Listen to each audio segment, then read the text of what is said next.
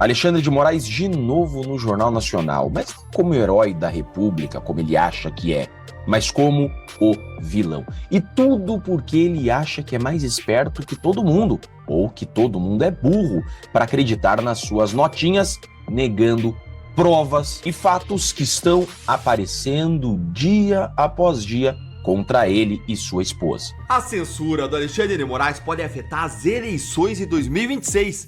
Quem diz não sou eu, são os Estados Unidos da América. Sejam bem-vindos, o meu nome é Bruno, deixe o seu like e inscreva-se no canal.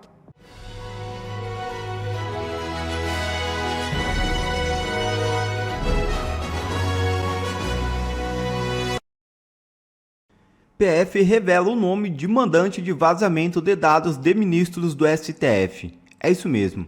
A Polícia Federal identificou o possível mandante de um esquema de vazamento ilícito de informações sigilosas. É o empresário Marcelo Paes Fernandes Conde. Entre os dados vazados estão informações de ministros do Supremo Tribunal Federal. Publicada nesta quarta-feira, a investigação apura o acesso não autorizado a sistemas governamentais para a obtenção de dados protegidos. Marcelo é filho de Luiz Paulo Conde, que foi prefeito do Rio de Janeiro. Investigadores da Polícia Federal executaram mandados de busca e apreensão em endereços vinculados ao empresário na capital carioca. O ministro Alexandre de Moraes autorizou a operação. Os mandados foram cumpridos no Rio de Janeiro, onde os investigadores buscavam localizar Marcelo e reunir provas sobre o esquema investigado. Depoimentos colhidos pela Polícia Federal indicam que o empresário encomendou ao contador Washington Travassos de Azevedo a obtenção de dados da advogada Viviane Barsi de Moraes. A advogada é esposa do ministro Alexandre de Moraes. As informações foram obtidas de forma ilegal, segundo apurado pelos investigadores federais. Marcelo Paes Fernandes Conde teria desembolsado R$ 4,5 mil em dinheiro vivo pelos dados sigilosos, conforme aponta as investigações. O empresário é considerado foragido pelas autoridades. Os investigadores não conseguiram localizá-lo durante as diligências realizadas no Rio de Janeiro. A Polícia Federal saiu às ruas para cumprir 6 mandados de busca e apreensão. Um mandado de prisão foi expedido contra o empresário. A operação mobilizou equipes de investigadores na capital fluminense para executar as ordens judiciais expedidas no âmbito da investigação. E voos de Moraes nos aviões de Vorcaro são expostos na Globo e geram críticas contundentes no SBT. É isso mesmo.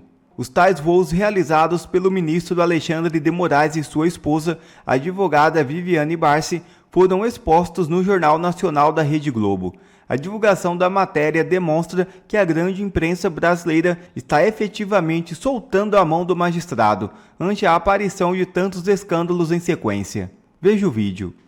Alexandre de Moraes de novo no Jornal Nacional, mas não como herói da República, como ele acha que é, mas como o vilão. E tudo porque ele acha que é mais esperto que todo mundo, ou que todo mundo é burro, para acreditar nas suas notinhas, negando provas e fatos que estão aparecendo dia após dia contra ele e sua esposa. O caso agora todo mundo sabe qual é. Apareceram provas de que ele viajou ao menos 8 vezes em jatinho do Vorcaro.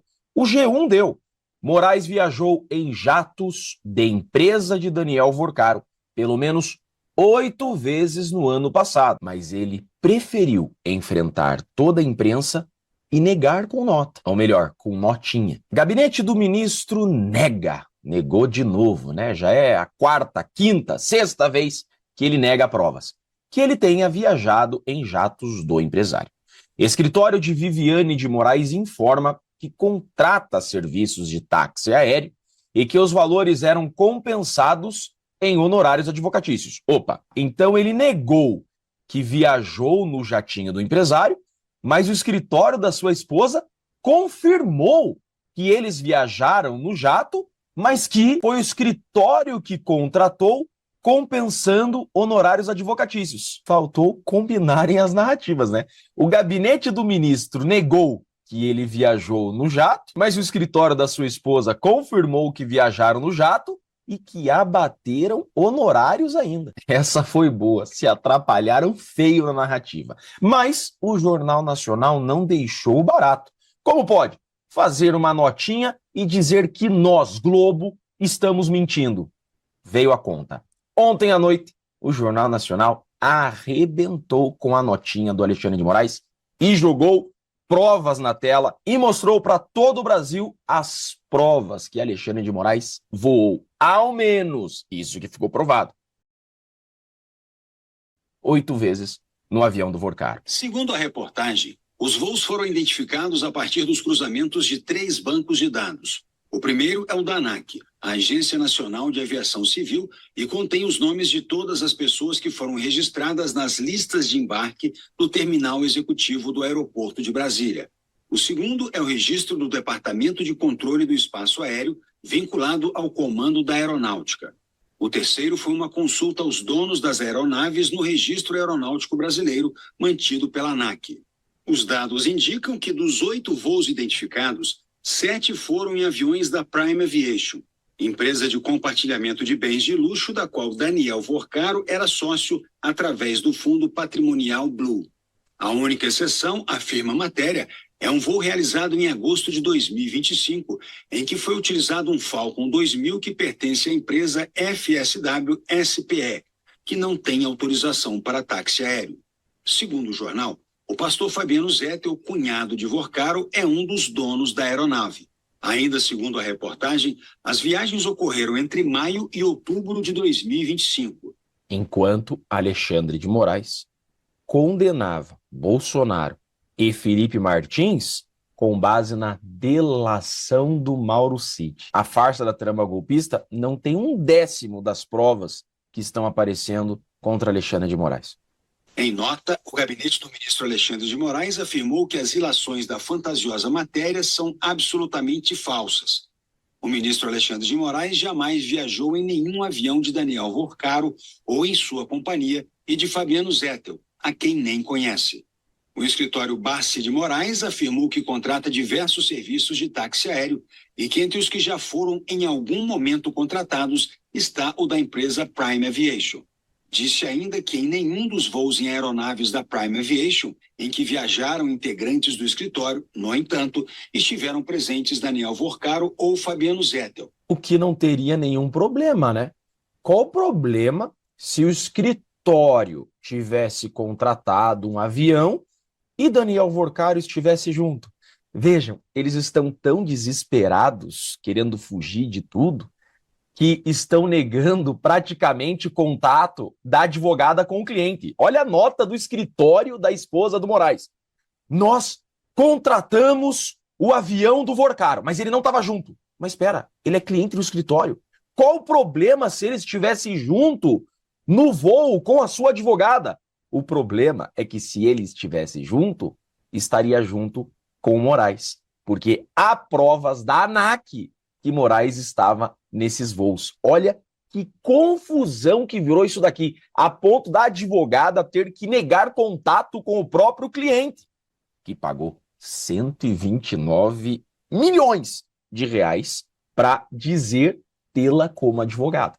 Além disso, afirma a nota, todos os valores eram pagos compensando os honorários advocatícios nos termos contratuais. Então, voou no avião do Vorcaro, né? Meu Deus do céu, faltou o escritório conversar com o gabinete. Eu acho que hoje vai dar problema no grupo de WhatsApp deles, hein? Por que vocês não se falaram? Como que vocês dão uma nota, uma contradizendo a outra? Foi engraçado, mas é porque mentira tem perna curta. E pensar que Felipe Martins foi condenado por uma minuta que não existe e com a delação do Mauro Cid, que não tem um documento. É essa gente que diz ter salvado a democracia. Eu sou Jeffrey Chiquini, sou advogado e deixo aqui um grande e forte abraço a todos.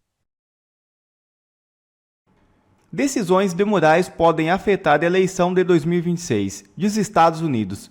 Relatório foi apresentado pelo Comitê Judiciário da Câmara dos Estados Unidos. A censura do Alexandre de Moraes pode afetar as eleições de 2026. Quem diz não sou eu, são os Estados Unidos da América. O Congresso dos Estados Unidos acabou de soltar um relatório bombástico sobre o Alexandre de Moraes. e você vai conhecer e precisa conhecer ele agora. O Comitê Judiciário da Câmara dos Representantes dos Estados Unidos, que é o equivalente à nossa Câmara dos Deputados, produziu um documento apontando a censura exercida por Moraes e que ela afeta o quê? A democracia no Brasil. Lembra? Supremo, tudo em nome da democracia. Pois bem, a censura de Moraes afeta a democracia e mais, pode impactar as eleições de 26. Eu vou te mostrar agora o que os americanos denunciaram e como que isso complica ainda mais a situação de Alexandre de Moraes. Olha aqui. Um relatório do Comitê Judiciário da Câmara dos Estados Unidos acusa o ministro Alexandre de Moraes, do STF, de atacar o direito à liberdade de expressão naquele país. Não é só que não, é também nos Estados Unidos. E mais, decisões de Moraes promovem, a gente sabe, campanha de censura e lawfare, uso da lei para atacar inimigos políticos, que atinge o cerne da democracia brasileira, afetando as eleições de 2026. Para o Comitê Judiciário, comandado atualmente pelo Partido Republicano, a campanha de censura e lawfare do ministro Moraes atinge o cerne da democracia brasileira e ameaça a liberdade de expressão até nos Estados Unidos. O relatório do Congresso americano não poupou palavras. Não é que Moraes é uma ameaça apenas ao Brasil, ele é uma ameaça global. Inclusive aos direitos dos americanos, que também são alvos das ordens censórias dadas por Moraes aqui no Brasil. O relatório também menciona Eduardo e Flávio Bolsonaro.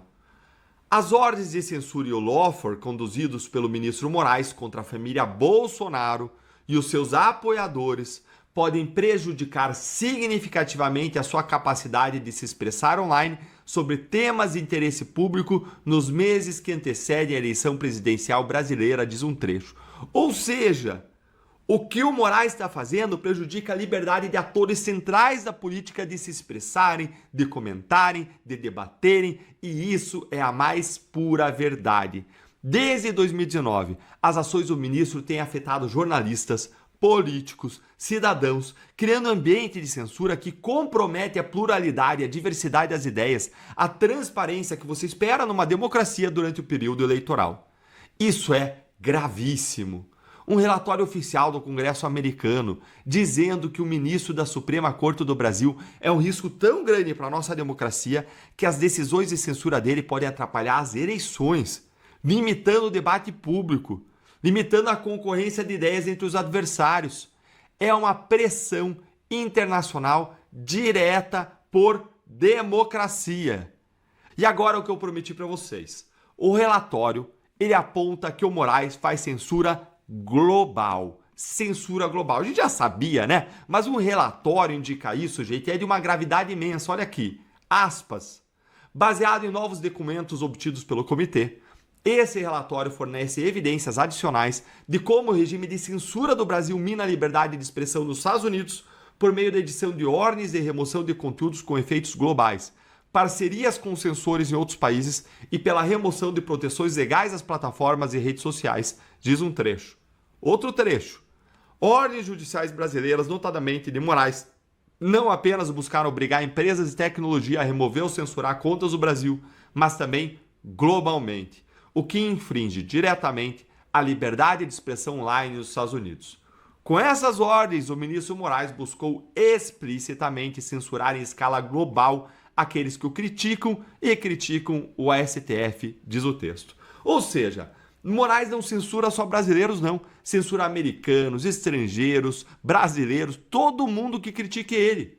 É mais uma vez o Brasil sendo colocado na lista negra dos países com problemas democráticos. A lista dos problemas, a lista antidemocrática, a lista autoritária, a lista censória. Que vergonha! A CPMI do INSS ter sido enterrada no Congresso pelo STF não é o fim da linha. Não é o fim da linha. Eu sei que estou vendo muita gente desanimada. Desde quinta-feira o pessoal está em depressão. Parece que acabou o mundo. Não é assim. Não é assim. Ah, é uma derrota. É uma derrota. Ah, o Mendonça foi derrotado ou o Mendonça quis ser estratégico para expor os ministros. Não interessa. Claro que é uma derrota.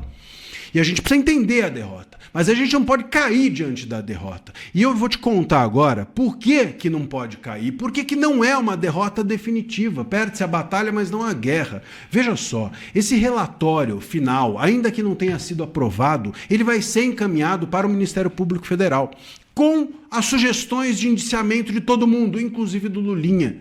E esse relatório final, não aprovado, pode sim servir para que as autoridades públicas indiciem todos esses personagens, inclusive o Lulinha. Isso vai para a primeira instância. Na primeira instância não tem tanta influência política como nas últimas instâncias. Então pode ser sim que o Lulinha venha a ser indiciado. Pode ser sim que esse caso siga adiante na Justiça Federal. E vai seguir adiante porque o caso do INSS está também na parte judicial e na parte de Polícia Federal com o André Mendonça, e ele vai seguir. Então não acabou nada. Só o Congresso é que, enfim, deixou de exercer o trabalho que vinha exercendo, e que é muito importante, porque o Congresso cutuca a Polícia Federal, cutuca a imprensa, cutuca a opinião pública, expõe os fatos, joga luz, joga holofote, e isso estimula a que todos nós estejamos atentos e que a polícia investigue com mais vigor. Mas sem o Congresso, não quer dizer que as coisas não sigam. A gente continua aqui. E a polícia continua fazendo o trabalho dela. E o Mendonça vai seguir fazendo o trabalho dele, à frente do Master, à frente do INSS. E a imprensa segue fazendo o trabalho dela de expor os fatos. Só o Congresso, que nesse momento sai do jogo. Mas o jogo não acabou. O Mendonça continua com a bola. A Polícia Federal continua investigando. A imprensa continua cobrindo e nós precisamos continuar estimulando. Então essa história de agora já acabou, isso aí não dá em nada, é sempre a mesma coisa, nada resolve, é burrice. Burrice, porque não dá. Bom, entrega o jogo. Se você entrega o jogo, alguém que olha você entregar o jogo, vai lá e pega o teu jogo. Pega o teu jogo e joga. É assim na vida. Esse emprego aqui já não vai ser para mim mesmo, eu vou perder. Vai alguém lá e ganha o teu emprego. Essa mulher aqui eu não vou conseguir conquistar. Vai alguém e conquista a tua mulher. Ou a mulher que você quer. Ou o homem, tanto faz, ou o que for. Que hoje eu já nem sei mais se existe homem ou mulher, não é? A gente já não sabe mais nada. O ponto, meus caros, é o seguinte: o jogo não acabou, não é o fim da linha. Não dá pra gente ser derrotado tão fácil. Isso é ingênuo da nossa parte. Ingênuo é achar que vai dar em alguma coisa. Não, ingênuo é acreditar que as coisas acabam quando uma delas deu errado. Não dá pra ser assim. Nenhum povo é assim. Por que o brasileiro precisa ser desse jeito?